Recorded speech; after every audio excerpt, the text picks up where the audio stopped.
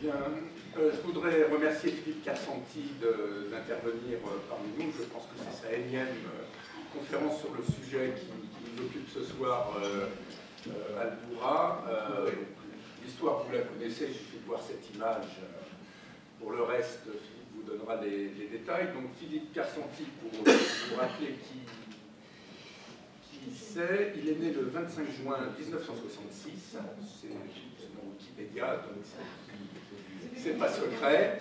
Donc c'est un homme d'affaires. Il a fondé au début de la décennie, vers 2002, je pense, une agence qui s'appelle Media Ratings, qui était une agence de notation des médias, qui petit à petit s'est concentrée, je pense, sur l'affaire Al-Boura, et donc sur la critique objective des médias consacrés à cette affaire. Donc je pense qu'il passe son temps, une très grande partie de son temps sur cette affaire depuis bientôt 10 ans, puisque l'affaire date de 2000, et je dirais la controverse a démarré assez rapidement. Donc il va vous expliquer, mais vous le savez, il va vous expliquer les délais qu'il a pu avoir avec la justice, donc les procès qui lui ont été faits par France 2, le procès qu'il a fait contre Canal+, puisque Canal+ l'a un peu comparé au négationnisme du 11 septembre. C'est une façon de renverser les choses un peu curieuse. Bon, il vous racontera tout ça, donc je ne vais pas rentrer dans les détails. Il a eu une première interview avec un journal qui n'est pas lié à la communauté juive ou avec Israël assez récemment, c'est la revue Média de Robert Ménard. Donc cette interview, je pense, est en ligne, une interview de 5 pages. Et bon, par ailleurs, il est depuis 2009, je crois, 2008, maire adjoint de Neuilly en charge des technologies. Bon, il est également candidat, enfin, il sera candidat le jour où les candidatures seront officiellement ouvertes pour la députation des Français de l'étranger, puisque vous savez qu'à partir de la prochaine législature, il y aura des postes de députés par grande région qui seront ouverts au vote des Français de l'étranger, et donc la circonscription sur laquelle Philippe est candidat couvre bien sûr Israël, mais aussi l'Italie, Saint-Marin, le Vatican, la Grèce, Chypre, la Turquie et la Turquie. Mais c'est quand même en Israël où il y a le plus de citoyens français votants. De citoyens français votants, il y en a plus en Italie. Ah, votants, il y en a plus en Italie, d'accord. C'est-à-dire que de votants effectifs. Votants potentiels plus en Italie, mais en Israël, les gens votent moins. Votent à 20%, alors qu'en Italie, on vote à 40%. Voilà, donc l'objet de ce soir, c'est l'enquête Al-Boura, ce n'est pas les élections en 2012. Donc je vais sans plus tarder laisser la parole à Philippe, donc qui en est à sa 3e conférence depuis 24 heures, depuis qu'il est revenu d'Israël, puisqu'il était à Marseille hier soir, et il était au Casino Kojazor en début d'après-midi.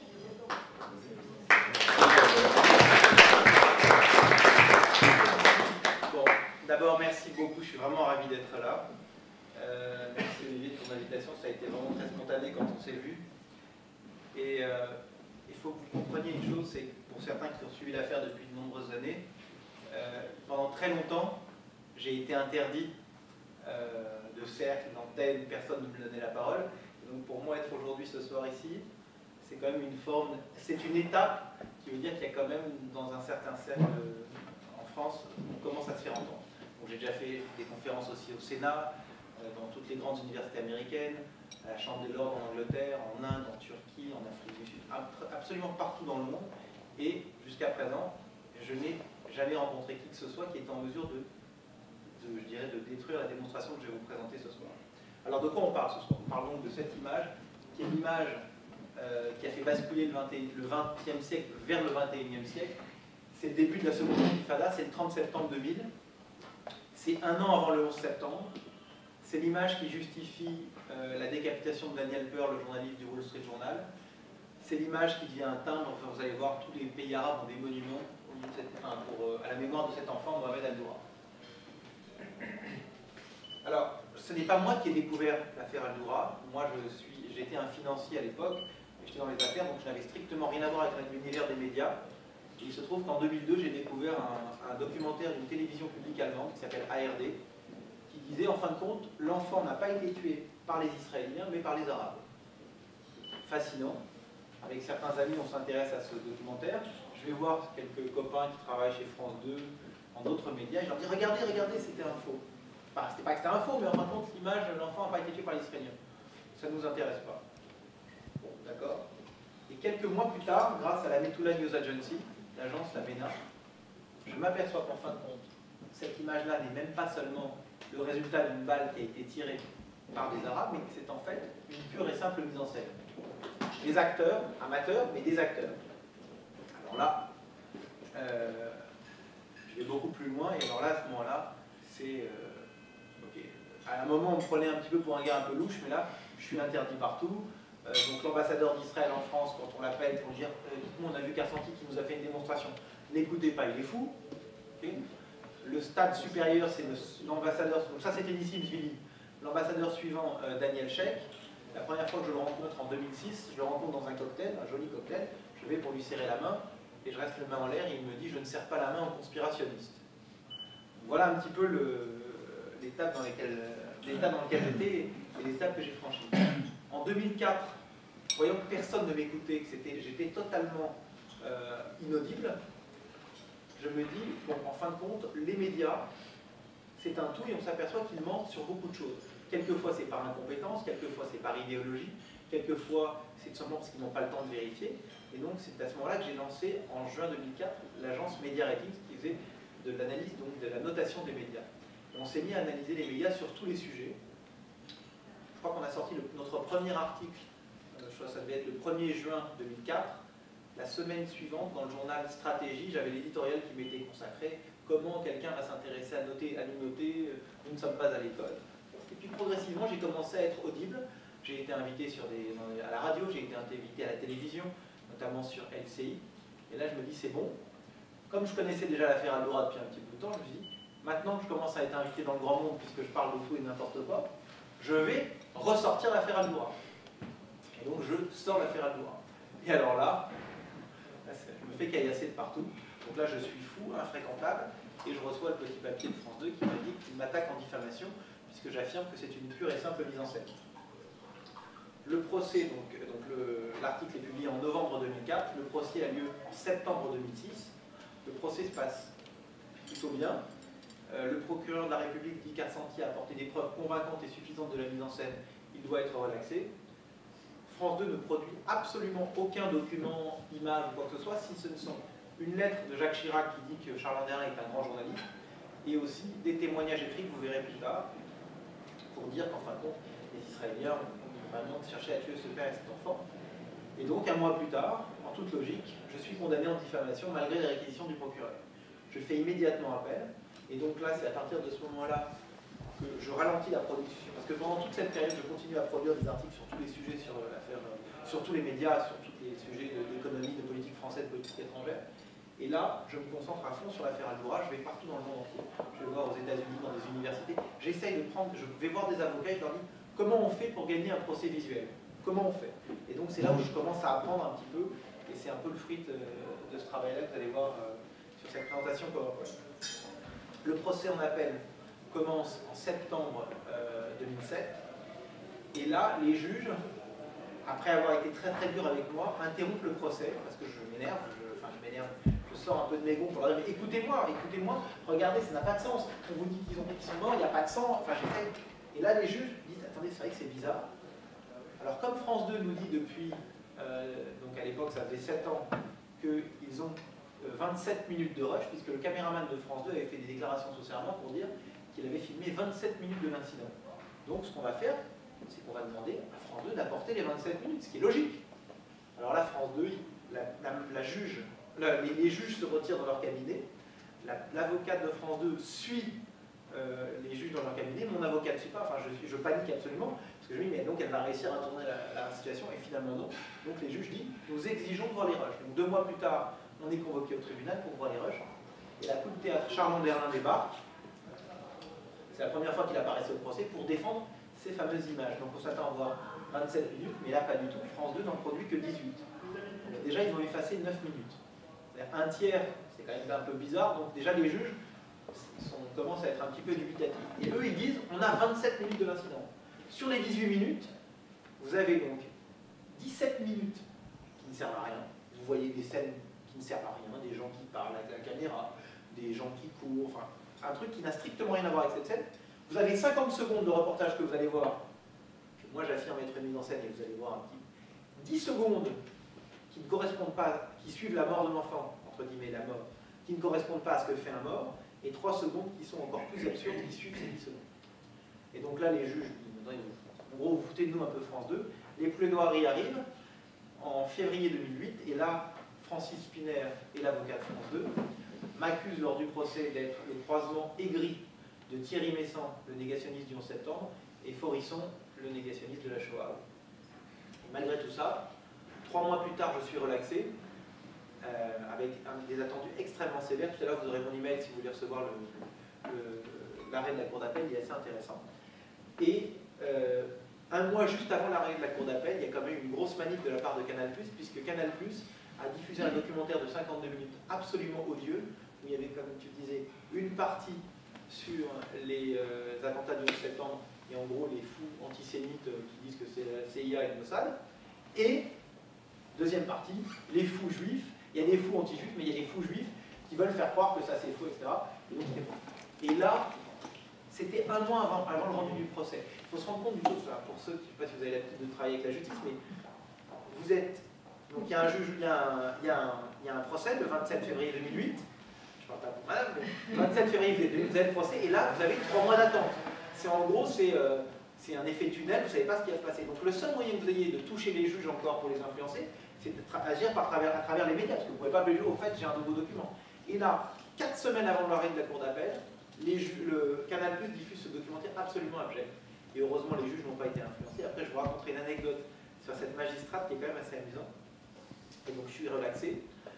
Quelques jours plus tard, le Nouvel Obs fait une pétition pour dire que Charles Anderlin est un grand journaliste, que les Israéliens ont bien tué l'enfant Ebné Zedber, et que moi, je suis un négationniste. 4000 signataires.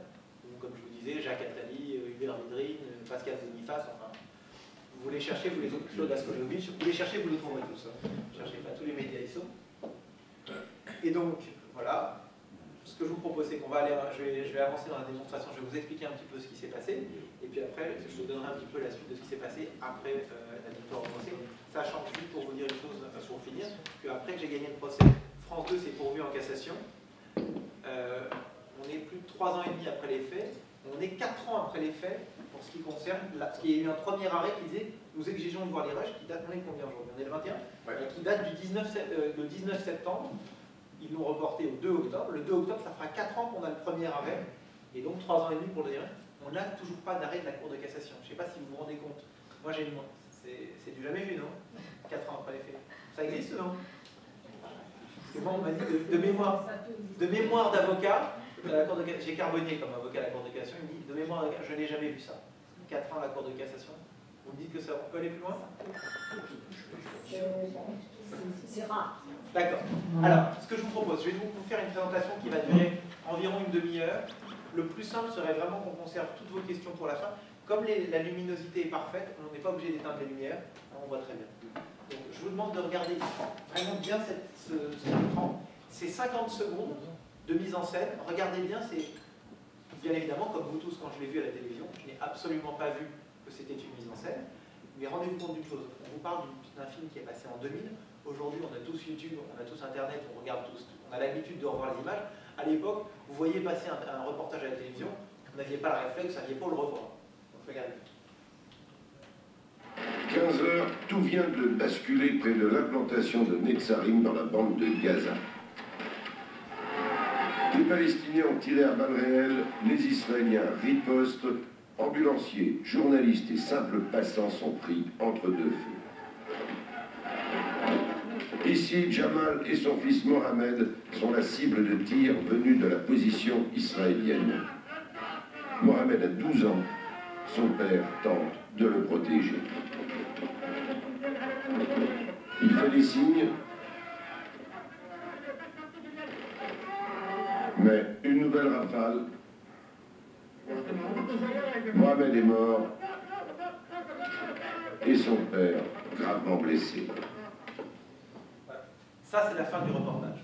Alors, je vais donc vous montrer la démonstration.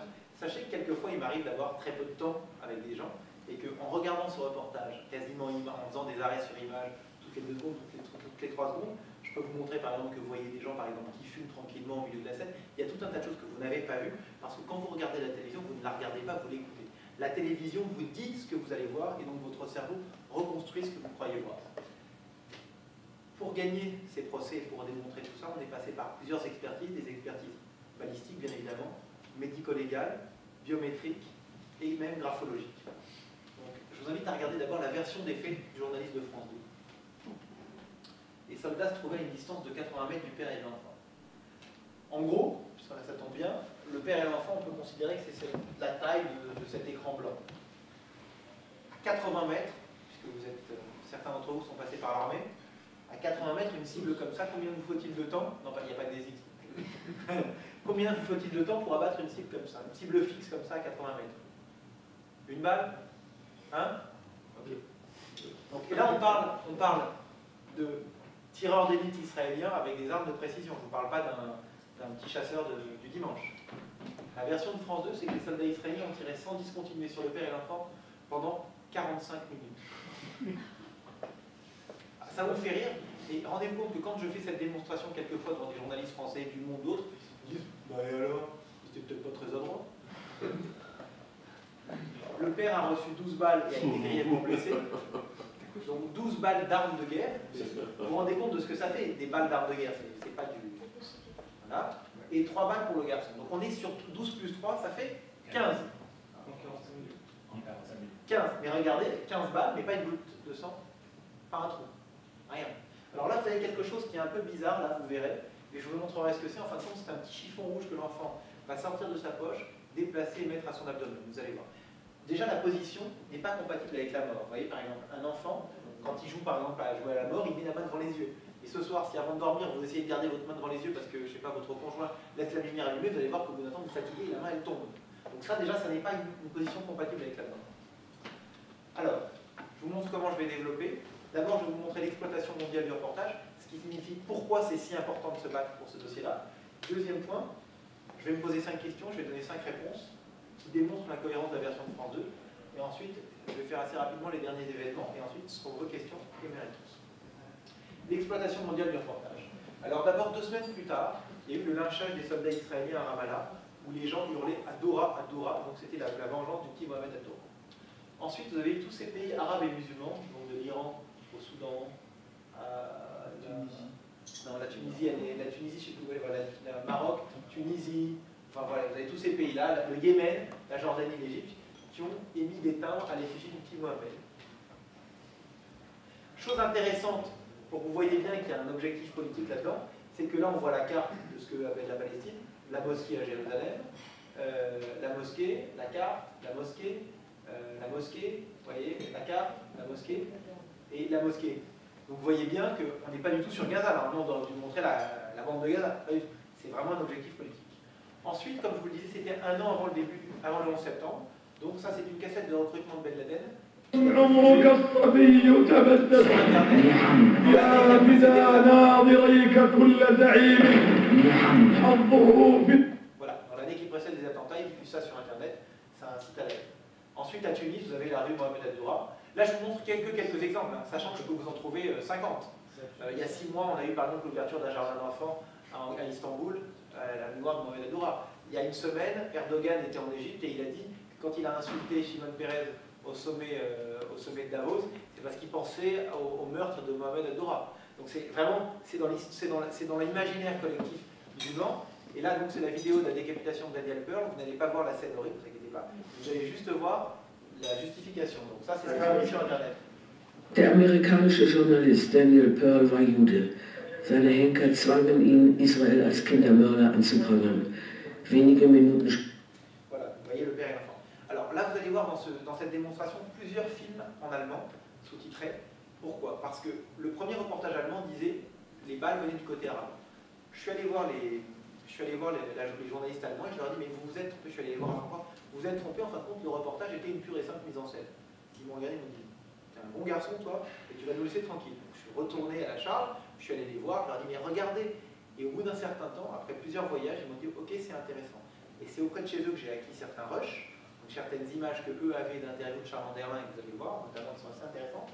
Et ensuite, comme ils ont trouvé ça intéressant, ils ont décidé de faire un deuxième documentaire sur l'affaire Dora, qui est sorti en mars 2009, une fois que j'ai gagné mon procès, et j'en ai quelques exemplaires en allemand sous-titrés en anglais, pour ceux que ça intéresse, je pourrais vous en donner. C'est un 52 minutes. Et là, vous avez quelque chose probablement qui est aujourd'hui le plus impressionnant. Est-ce que vous pouvez imaginer dans quel pays ça se trouve, ça?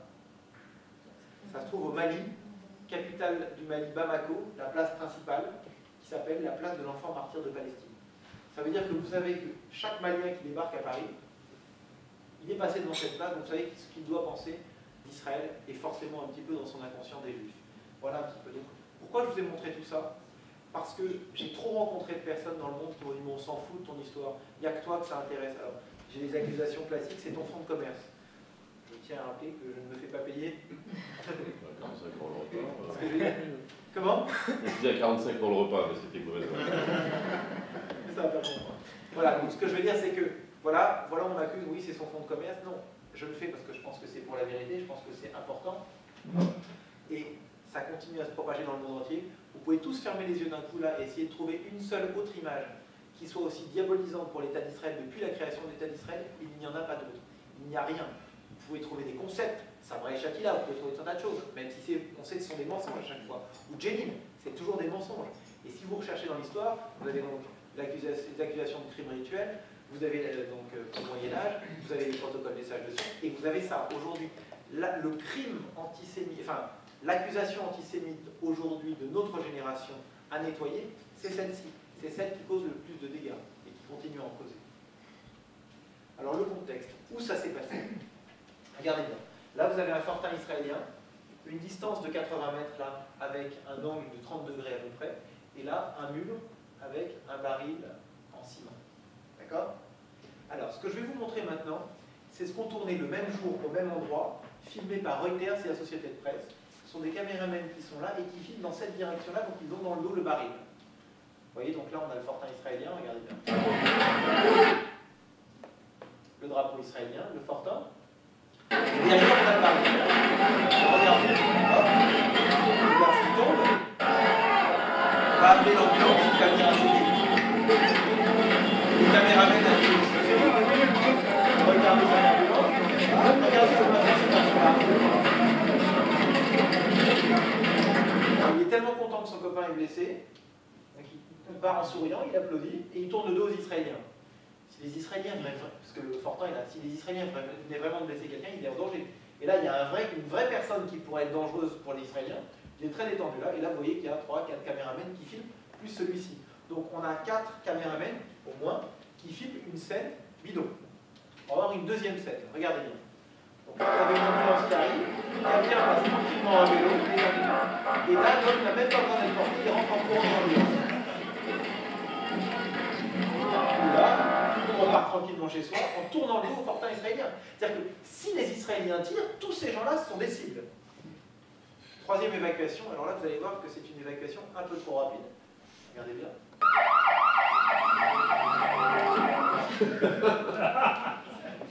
Donc voilà, donc là vous avez quelqu'un qui est maintenant réellement blessé.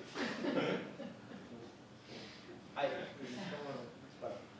Alors des scènes comme ça, j'en ai 10 ce jour-là. Comme on a décidé de faire une présentation limitée, c'est pour vous montrer quoi? C'est pour vous montrer que, contrairement à ce que dit France 2, parce que l'argument de France 2, parce que France 2 ne vient jamais sur les faits, ils disent, oh mais comment pouvez-vous imaginer qu'on ait tourné une fausse scène de guerre alors que ce jour-là ça tirait de tous les côtés? Ben non, ce jour-là, à Gaza, c'était ce qu'on appelle Hollywood, Palestinian Hollywood. On tournait de fausses scènes de guerre, et donc la scène à Dora est une des autres fausses scènes qu'on a tournées ce jour-là, et donc ce que vous voyez souvent à la télévision, je ne vous dis pas qu'il n'y a pas de morts et de blessés à Gaza et en Judée et en Samarie, et ce que je vous dis c'est que souvent ce sont des scènes qui sont tournées comme ça à la va-vite, et puis on prend celle qui est la plus plausible et on vous la diffuse à la télévision. Alors, question maintenant, est-ce que la version de France 2 est crédible? Vous voyez un peu le contexte. On tourne de fausses scènes de guerre. Maintenant, regardons. Qu'a déclaré Charles Anderlin au sujet des images qu'il détient? J'ai coupé l'agonie de l'enfant, c'était trop insupportable. Comme certaines parties de la scène sont insupportables, France 2 a coupé quelques secondes pour respecter notre charte éthique. Et il le répète, donc ça c'est sur 5 ans, hein, vous voyez. Sachant combien on me le reproche aujourd'hui, je diffuserai les quelques secondes de l'agonie de l'enfant que j'avais coupées. Ce que je vous propose de voir maintenant, ce sont les seules images que détient France 2, qui sont les 10 secondes qui suivent la mort de l'enfant. Mort entre guillemets, je suis obligé de le désigner. Regardez bien, écoutez bien aussi.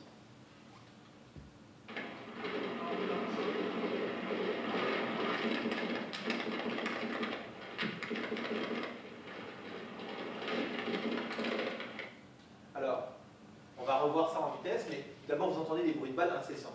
Mais vous ne voyez aucun impact de balle. C'est quand même étrange. Regardez bien maintenant, l'enfant lève le cou, laisse le cou, le père a un visage un peu étrange, donc quelqu'un qui vient de prendre une balle, et l'enfant il lève son pied au sol, et à gauche vous voyez un trépied. Ce qui est rare généralement dans une scène de guerre, il n'y a pas de trépied. Maintenant on va le revoir en gros plan, regardez bien. On lève le cou, on laisse le cou, on lève le pied, la poussière, le bruit et rien. Êtes-vous d'accord que Charles Darlan n'a pas dit la vérité? Il a coupé les scènes, ce que lui appelle la scène de l'agonie, mais c'est sûr que s'il avait montré ces 10 secondes à la fin de son reportage, on aurait dit, ah, c'est peut-être pas une agonie, il n'a pas l'air vraiment mort, le monsieur, le garçon. D'accord? Donc il n'a pas dit la vérité. Première réponse. Deuxième question, est-ce que la première scène du reportage est crédible? Authentique. Alors là, je vais faire appel à votre mémoire. Est-ce que vous avez souvent vu à la télévision des gens recevoir une balle en direct avec un caméraman qui filme au bon endroit? Vous allez peut-être me dire, Kennedy. Kennedy, c'est le seul, mais vous conviendrez que Kennedy, c'est pas n'importe qui. Un président américain, bon, c'est quand même quelque chose, c'est une personne qui a beaucoup de caméras braquées sur lui. Regardez là, c'est quelque chose d'incroyable, c'est le début du reportage de France 2, regardez. Les Palestiniens ont tiré à balles réelles. 3 choses absurdes. Phrase d'Anderlin, les Palestiniens ont tiré à balles réelles. Vous saviez, vous, que les Palestiniens tiraient avec autre chose que des balles réelles? C'est incroyable, mais c'est une phrase qui montre le mensonge. Quand on entend ces ta-ta-ta-ta-ta, donc en effet, ils ne sont pas trop fous, ils tirent avec des fausses balles. Donc ça, c'est tous les bruitages. Maintenant, on sait qu'il y a vraiment des bruitages. Maintenant, donc, la caméra bien placée, mais autre chose. L'ambulance arrive en 2 secondes exactement. Regardez bien. Je vous assure que c'est très rapide 2 secondes. Hein. Hop, le caméraman parfaitement Les placé. Palestiniens ont tiré à balles réelles. L'ambulance. Alors là, je vous ai dit, ce qui est exceptionnel, c'est qu'on a un caméraman qui est placé au bon endroit. Et bien vous savez quoi, ce jour-là, il y avait 2 caméramans qui étaient placés au bon endroit. Et France 2 est très fier de nous le montrer. La même scène vue sous un autre angle. Notre caméraman. Les voici. Et là, comme dans chaque scène, il y a 3 choses incroyables. Le fait qu'il soit placé là est débile, mais là, vous voyez que le type fait un saut dans ce sens-là. Or, la balle doit le projeter sur la Jeep. Pourquoi il fait un bond dans l'autre sens? Et si vous regardez bien à droite de l'écran, vous voyez l'ambulance là, vous allez voir que l'ambulance, elle a démarré avant qu'il prenne la balle, avec le rétroviseur. Notre caméraman. Les voici. Voilà. Donc là, il tient sa jambe droite. Normalement, déjà là, on doit s'arrêter. On dit là, on est en... C'est absurde. Mais regardez bien. On le porte sur la jambe droite, on voit sa jambe droite, pas une goutte de sang. On le met sur la civière sur sa jambe droite, il ne se plaint pas. Alors maintenant, je vais vous montrer quelque chose d'intéressant. Au procès, France 2 s'est senti obligé de rajouter quelques images qu'ils ont apportées au procès pour dire, attendez, Carcentis qui dit c'est faux. Ils sentaient qu'ils perdaient, donc ils ont fait un DVD de 15 minutes où ils racontent tout et n'importe quoi. Et là, vous allez voir des choses incroyables, et notamment que pendant cette scène de guerre, pendant que le père et l'enfant sont recroquevillés derrière le baril pendant les 45 minutes, les gens fument tranquillement et jouent avec leur sang. Regardez, c'est assez amusant. On retrouve les images de France 2 déjà vues, montrant la fin de l'évacuation.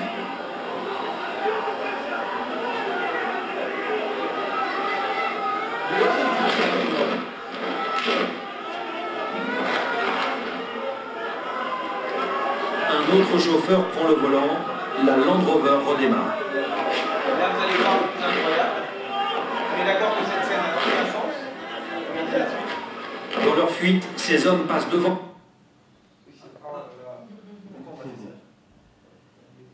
Là, vous avez un réseau Wi-Fi qui est débarqué.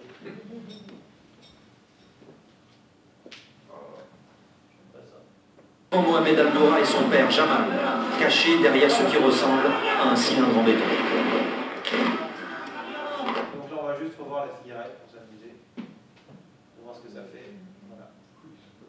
Donc pendant que ce monsieur fume tranquillement et joue avec sa cendre, pendant que l'autre fume à droite, on évacue cet homme-là soi-disant blessé, et à 10 mètres à gauche, vous avez le père et l'enfant qui attendent tranquillement derrière le baril. Normalement, je dois arrêter ma démonstration, je dis voilà, vous voyez que la première scène est fausse, elle est grotesque, le père et l'enfant sont derrière, ils n'ont rien à faire là. Mais on va aller plus loin. Si ça veut bien, je ne sais pas pourquoi là. On les modifie la volonté.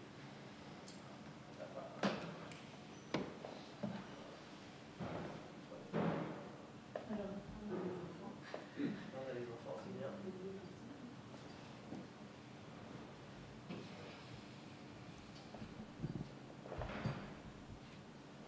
Voilà. Voilà, donc la première scène. Donc la première scène du reportage n'est pas authentique. Si vous voulez bien. Voilà. Donc maintenant, troisième question. Quelle est la provenance des balles qui auraient été tirées vers les Hadora? Vous vous souvenez, je vous ai parlé du caméraman. 3 jours après les faits, il est allé faire une déclaration sous serment au Centre palestinien des droits de l'homme, 3 octobre 2000, et il a déclaré « J'ai passé approximativement 27 minutes à filmer l'incident qui a duré 45 minutes. Je peux confirmer que l'enfant a été tué intentionnellement et de sang-froid, et que son père a été blessé par l'armée israélienne. Et enfin, la tuerie a duré pendant 45 minutes. » Intéressant.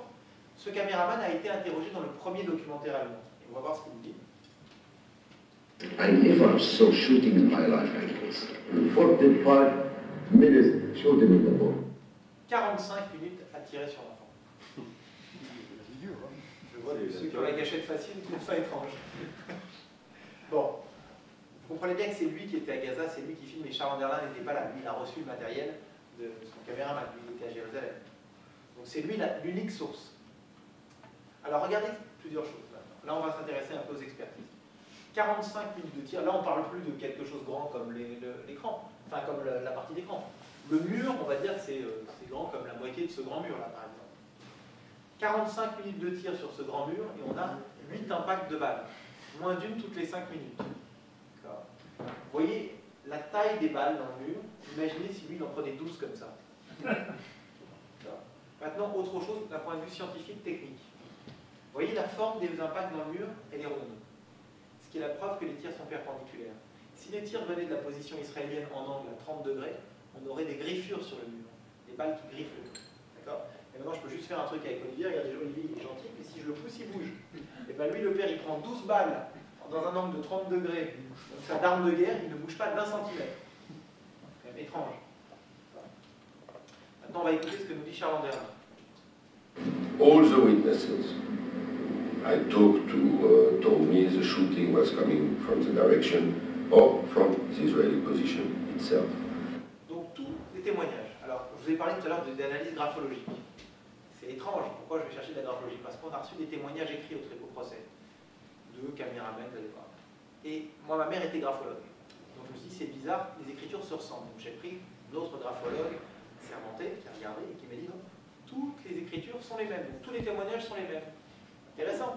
Et on a regardé, on est allé voir. Tous les témoignages finalement ont été écrits par le caméraman de France 2. Et on va voir quand même ce qu'il dit dedans. Donc on sait déjà que le fond, la forme, elle est douteuse, mais on va voir ce qu'il y a dans le fond. Les témoignages auxquels il fait référence, qu'il a apporté au tribunal. J'insiste bien, on parle au tribunal. Nous avons vu les soldats israéliens tirant des missiles en direction du poste palestinien de sécurité. Il y avait un avion qui tirait d'en haut, le camp militaire israélien se trouvait exactement en face d'eux. Et il y avait des hélicoptères, des snipers israéliens qui tiraient des missiles anti-tanks sur le poste de sécurité palestinien. Donc, pour résumer, en gros, toute l'armée israélienne ce jour-là était concentrée sur le père et l'enfant. Et malgré tout ça, malgré les 45 minutes de tir, on a 8 impacts de balles et pas une goutte de sang. Si je voulais être un peu cynique, en termes de dissuasion pour l'armée israélienne, ça n'est pas très bon. Donc, bien évidemment, conclusion de cette troisième question, aucune des balles qui auraient été tirées vers les Hadora ne fut tirée du fortin israélien. Et ça, je vous dis, les 8 impacts de balles rondes en sont la preuve absolue. Parce que les Israéliens ne pouvaient être que dans le fortin, et ça, c'est confirmé par. Maintenant, les deux dernières questions, qu'est-ce qui s'est passé pour le père, qu'est-ce qui s'est passé pour l'enfant? J'insiste bien devant la dernière partie de la question qui est devant la caméra de France 2. Parce qu'à la fin du reportage de France 2, quand le caméraman ferme sa caméra, je ne peux absolument pas prouver ce qui s'est passé. Si ça se trouve, l'enfant ou le père ont été blessés, tués, ce que vous voulez, dans les semaines, dans les jours, dans les heures, mais à la fin du reportage de France 2. C'est ça qui m'intéresse. Alors on va voir ce qu'il déclarait le père un an plus tard sur Canal+. Il y a un an, Jamal était touché par une douzaine de balles. Le roi de Jordanie a personnellement financé les 7 opérations qu'il a subies. Les balles m'ont arraché les muscles du bras droit. Elles m'ont pulvérisé l'os. Maintenant, j'ai du métal à la place de l'os. Ma jambe droite a été criblée de balles, ma hanche brisée, je n'ai plus de nerfs dans la jambe droite, c'est-à-dire que je suis à moitié paralysé du côté droit. Donc on a 12 balles. Regardez bien les jambes, 12 balles dans les jambes, rien. Le bras, rien. Il n'y a rien nulle part. Le lendemain, un plâtre avec du sang. Demandez à n'importe quel médecin, il vous dira qu'une blessure ouverte sanguinolente, on ne la plâtre pas.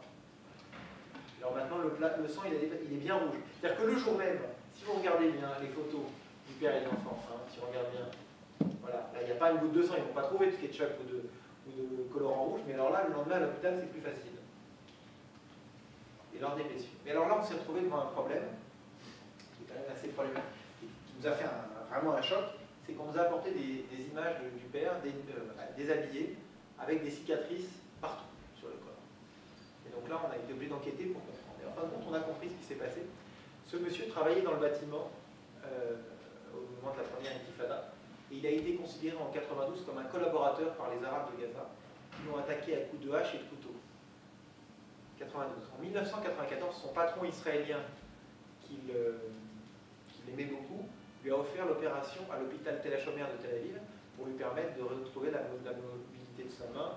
Et donc, ils ont fait une opération, ils ont pris un tendon de la jambe, ils l'ont mis dans la main. Enfin, tout un vrai travail d'expert, comme le peuvent le faire certains médecins là-bas.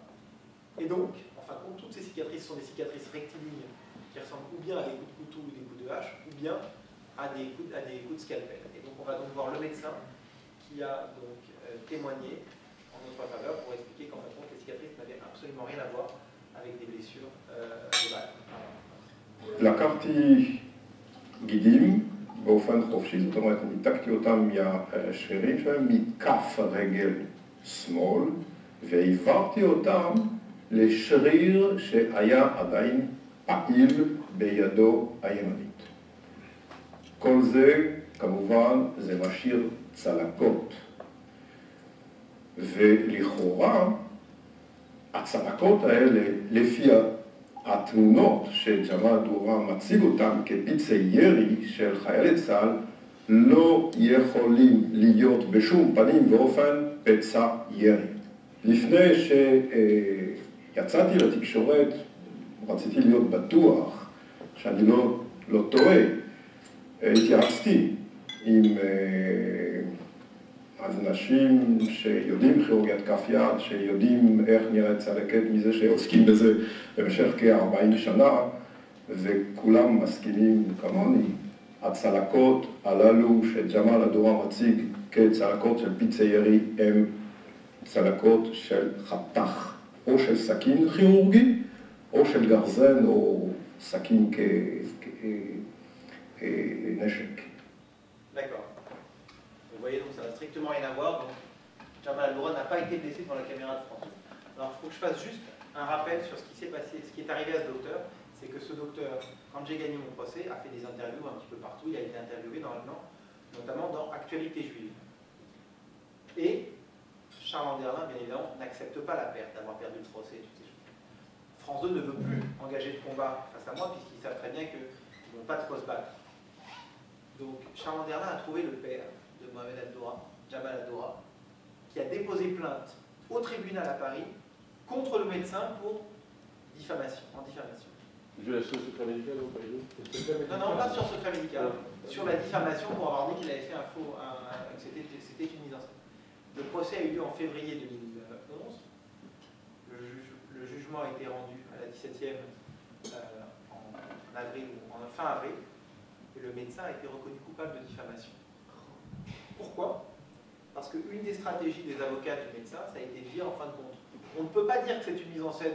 En gros, Karsanti est un type un peu extrémiste. Nous, ce qu'on dit, c'est juste que les blessures sont fausses. Je leur ai dit, mais ce n'est pas une stratégie qui peut marcher, puisque ou les blessures, si vous ne pouvez pas prouver que toutes les blessures sont fausses, si vous ne dites pas que c'est totalement une mise en scène. Et c'est donc comme ça qu'ils se sont fait avoir. Donc là, il y a appel, la stratégie va changer. Et donc, voilà comment on peut aussi perdre des... Mais il y a eu un enjeu juridique sur le secret médical. La divulgation du secret médical. Ça a été un point de droit. Mais il n'y a pas eu d'attaque là-dessus. L'attaque était sur la diffamation. Dans la presse, peut-être dans la presse, mais au niveau juridique. Vous savez, la presse dit des choses. Mais le jugement se concentre sur le fait qu'il y a eu un mensonge. Il n'a pas été en mesure de prouver que toutes les blessures étaient fausses. Mais vous avez raison que dans la presse, ils vont parler comme ça, mais ça n'est pas, vous savez, c'est pas vous que je vais apprendre, mais la presse ne dit pas toujours la vérité. Donc maintenant, on va voir ce qui s'est passé pour l'enfant. Alors écoutons bien le père, c'est très important. The first bullet hit him in the right knee.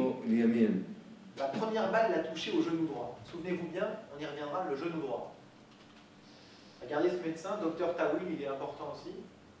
Cette blessure à la hauteur du rein a été causée par la sortie d'une balle qui avait touché Mohamed de face à la poitrine. Une balle qui touche Mohamed de face à la poitrine et qui sort à la hauteur du rein. C'est possible, ça marche, une ligne de tir. Maintenant, regardez bien. Dans les dernières secondes du reportage, avant que l'enfant mette sa main devant les yeux, d'abord on profite pour voir que les jambes du père qui ont soi-disant 12 balles, rien. Et regardez, vous vous souvenez que je vous disais qu'il avait un petit chiffon rouge? Il le tient là, et vous voyez qu'à son abdomen, il n'y a absolument rien. Son genou n'a absolument rien. Il va déplacer ce chiffon rouge, hop, il le tire, et hop, et maintenant il est là. C'est clair? Vous pouvez revoir? Et voilà. Donc il le tient là, et là vous voyez qu'au niveau de la cuisse, il n'y a plus rien. Maintenant on va écouter ce que nous dit Charles Anderlin. We got the pictures of Mohamed Abdoura's body in the morgue of Shifa Hospital. The wounds look to me consistent with the shooting that happened that day. The kid was not shot from the back. The wound in the back is an exit wound. Donc là il nous confirme une sortie de balle dans le dos et il nous dit qu'ils ont des images de la mort de Gaza. Alors bien évidemment tout à l'heure je vous ai dit qu'il y avait ce qu'on appelle Pallywood, de fausses scènes de guerre, et je ne vais pas vous dire qu'il n'y a jamais de mort, il n'y a jamais de guerre à Gaza. C'est quand même une zone où parfois il y a des dégâts. Donc là vous allez voir des images de la mort de Gaza. Écoutez bien ce que nous dit le médecin légiste et souvenez-vous que le père nous a dit que l'enfant a reçu une balle au genou droit. J'insiste bien là-dessus, écoutez bien. Following the examination, it was clear that the bullet entered the body from the front and from above. The bullet entered the body in the abdomen and exited the body here. This wound was fatal. The second injury lies just beneath the chest, and the bullet exited through the left hip bone. This wound was also fatal because it shredded major blood vessels. The third injury in the left leg was relatively harmless. La troisième blessure dans la jambe gauche n'était pas trop grave. Mais le père nous avait pourtant parlé d'une blessure au genou droit. Et lui, il nous parle de deux blessures qui sont rentrées et sorties dans le dos. Donc déjà, genou droit, jambe gauche, on a un problème. On va revenir sur le genou droit et jambe gauche, mais je voudrais qu'on regarde ce que nous dit l'expert balistique. C'est l'expert numéro 1 à la Cour d'appel en France, à Paris. Si la blessure au ventre avait été transfixiante, comme le déclare un médecin, les projections de sang et de chair seraient visibles sur le mur, ce qui n'apparaît pas sur les photographies couvrant les 10 secondes qui suivent le reportage de France 2. Puisqu'on a deux balles qui sortent, il faut bien qu'il y ait des choses qui se passent. Regardez l'image une fois que l'enfant a levé le coude et baissé le coude. Il n'y a pas de sang là, pas de dégâts, nulle part.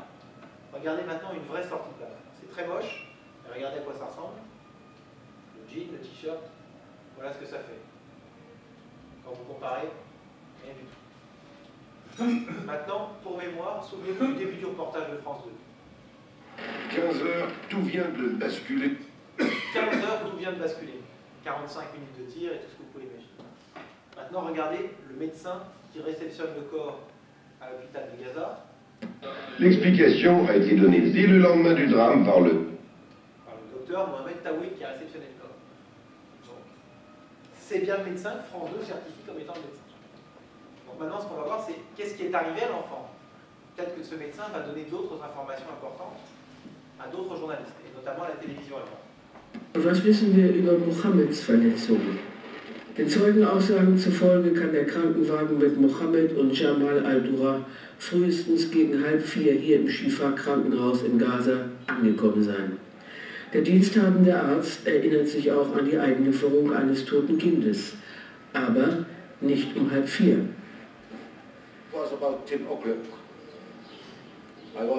Es war gegen 10 Uhr. Ich war in der Intensivstation der Notaufnahme für die Schwerverletzten.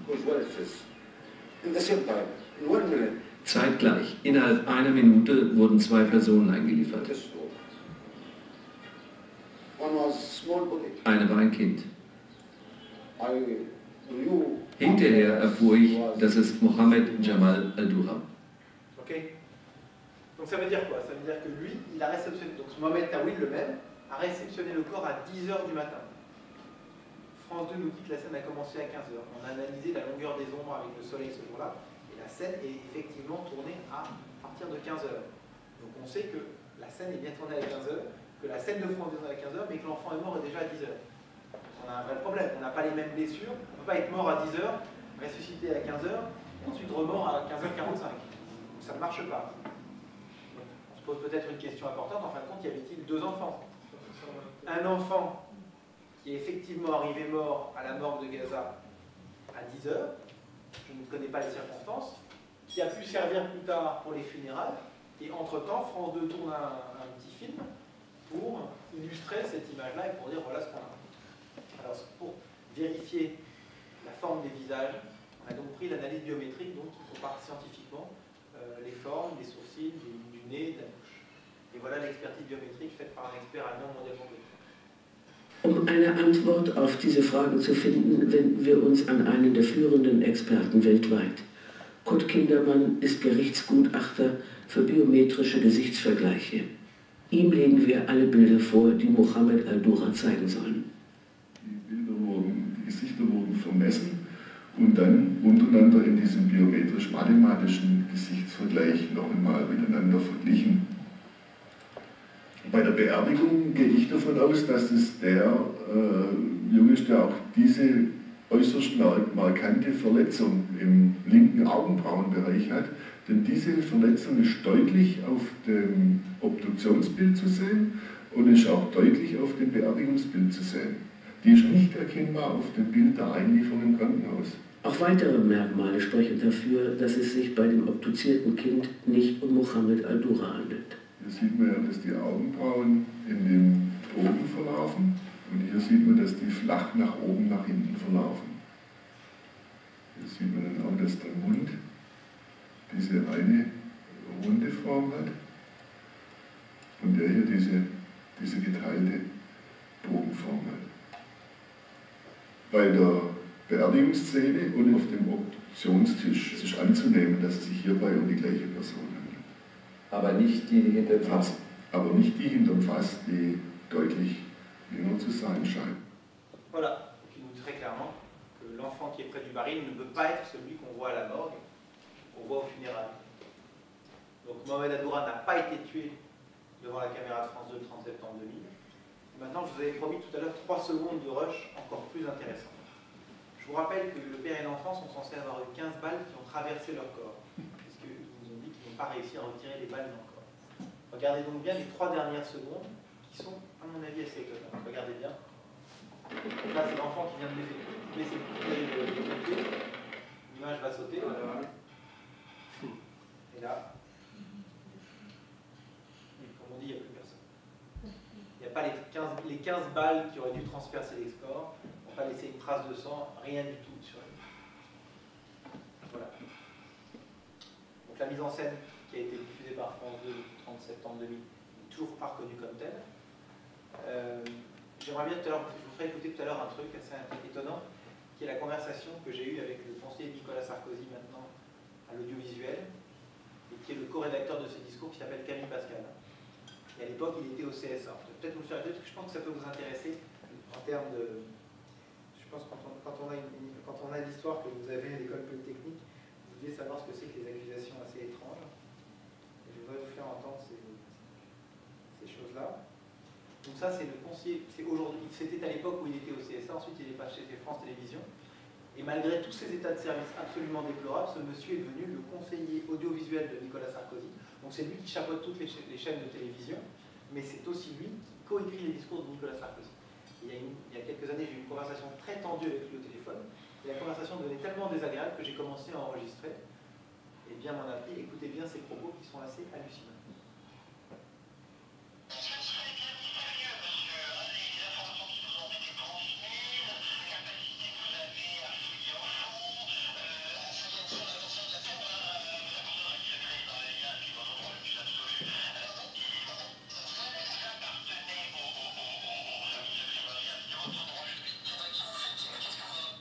Voilà. Donc dans l'état actuel des choses, la personne... Voilà. Donc je me dis que pour vous, ça vous dit quelque chose, quoi. Appartenir à un service secret étranger, ça veut quand même dire des choses, quoi.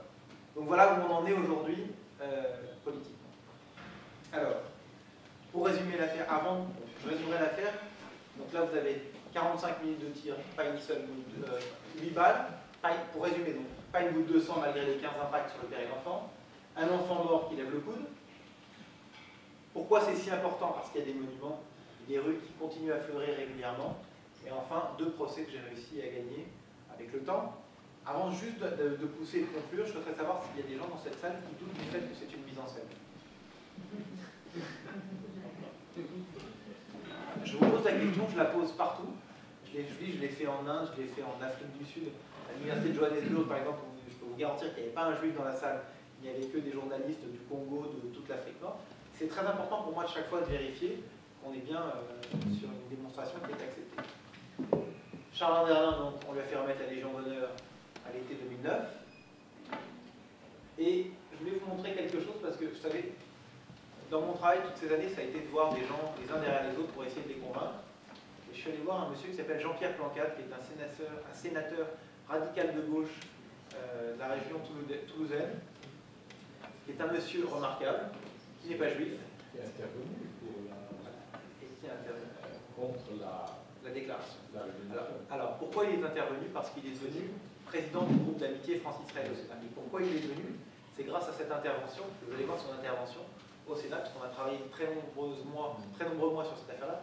Et lors de l'audition du président de France Télévisions, écoutez ce qu'il a été capable de faire, ce que personne, aucun autre homme politique n'a pu faire, ni Claude Goadguet, ni qui que ce soit. C'est le seul.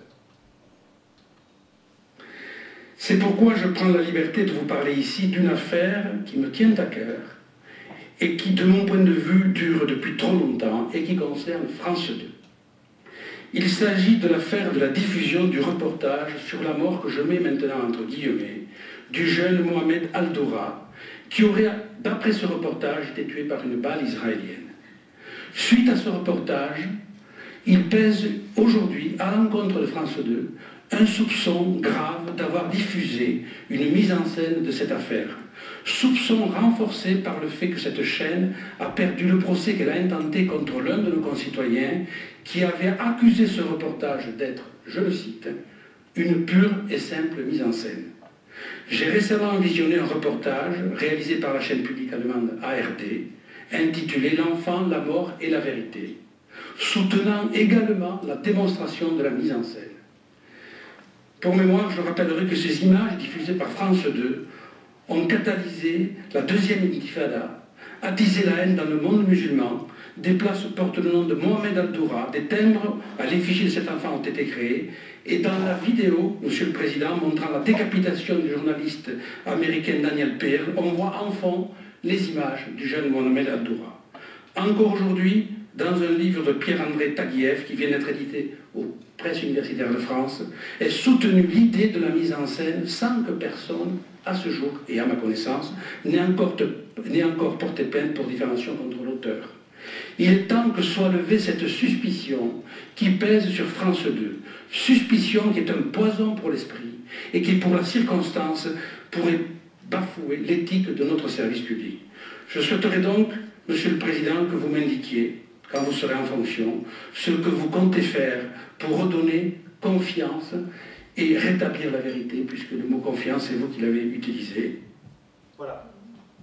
Donc, bien évidemment, il a remis à la fin de sa tirade le livre de Pierre-André Taguieff et le documentaire allemand. Flimenol lui a dit « Je regarderai le dossier ». Il n'a absolument rien regardé. Le président du CRIF, Richard Prastier, qui est un de mes plus grands soutiens en France, est allé voir Rémi Flimenol encore récemment. Rémi Flimenol l'a envoyé promener, en gros. De toute façon, on s'en fout. Bien évidemment, le conseiller audiovisuel de Nicolas Sarkozy lui dit qu'il faut soutenir Chaban-Dallas. Donc voilà la situation telle qu'elle est. Alors là, je vais vous donner une petite anecdote sur ce qui s'est passé le 16 mai 2011 à Neuilly. Que vous ne vous en souviendrez pas, le 15 mai 2011 à New York, il s'est passé quelque chose. Le Strauss-Kahn. Le 14. Le 14, pardon. Enfin, avec le départ, le 14. Et moi, j'ai atterri le 15. J'ai atterri le 15 et j'ai été avec le 15, je vais vous raconter l'histoire. Le 14, effectivement. Et donc, je vais vous raconter, vous allez voir, c'est un extrait d'un JT de France 2, et vous allez voir quelque chose. Et après, je vous l'explique. C'était ce midi, quelques heures avant la décision du juge new-yorkais. Il n'a rien dit. Donc vous avez vu que c'était moi là, avec le papier. Alors qu'est-ce qui s'est passé? C'était donc le 13 mai, je me suis retrouvé avec Julia Pearl, le père de Daniel Pearl, qui est donc quelqu'un que je connais depuis 7 ans maintenant, à qui j'ai promis de rétablir la vérité sur l'affaire Aldoura, ne serait-ce que pour rétablir les mémoires de son fils qui a été décapité. Et on prenait un verre ensemble et je lui dis, tu sais, dans 3 jours, je sais que j'ai une cérémonie avec Sarkozy à Neuilly. Je vais le voir. De toute façon, il va passer devant moi. Je vais lui serrer la main, il va me dire 2-3 mots. Si tu veux, je lui dis quelque chose à l'oreille. Pas de problème. Sauf que j'atterris à Paris le 15 mai à 17h et là, j'ai mon portable qui saute, des SMS partout. Strauss-Kahn. Je découvre ça. Vous le saviez tous depuis le matin, moi je ne savais rien. Vous savez, vous prenez un vol de 12 heures, bon, ouais. Et à ce moment-là, je me dis, bon, demain quand je vais le voir, je vais parler à Sarkozy, il ne va rien entendre. Donc, j'envoie un mail à Pearl et je lui dis, envoie-moi un mail avec quelques propos, 2-3 phrases que je vais lui donner, je vais les imprimer, je vais agrafer ta carte de visite que je devais lui donner dessus, et je lui remettrai ce document. Et c'est donc ce document que j'ai remis donc là à Nicolas Sarkozy. Alors, ce qui est exceptionnel dans cette histoire-là, c'est que France 2 soit venu filmer cette cérémonie, pas grand intérêt, mais ils sont venus parce qu'il y avait l'affaire Strauss-Kahn et qu'ils voulaient avoir un peu de Sarkozy. Ils ont filmé pendant 40 minutes, et les 4 secondes qu'ils ont diffusées, c'est les 4 secondes où je remets le papier. Donc c'est quand même... moi j'ai dit merci. Et que ça vienne de France 2 en plus, c'est quand même magnifique. Voilà. Et donc vous voyez, il y a le papier. Moi je suis pas très content là. Ouais. Et donc voilà ce que disait Pearl. Monsieur le Président, pas un jour ne passe sans que j'entende la voix de mon fils qui me demande, Monsieur le Président, est-ce que le Président Sarkozy va dénoncer l'accusation antisémite qui m'a ôté la vie? Va-t-il entendre les appels de l'histoire et rejoindra-t-il les rangs d'Émile Zola? Ou bien laissera-t-il l'affaire Aldoura devenir une tâche permanente sur les médias français? Respectueusement, Dr Julia Pearl. À ce jour, bien évidemment, nous n'avons aucune réponse. Voilà.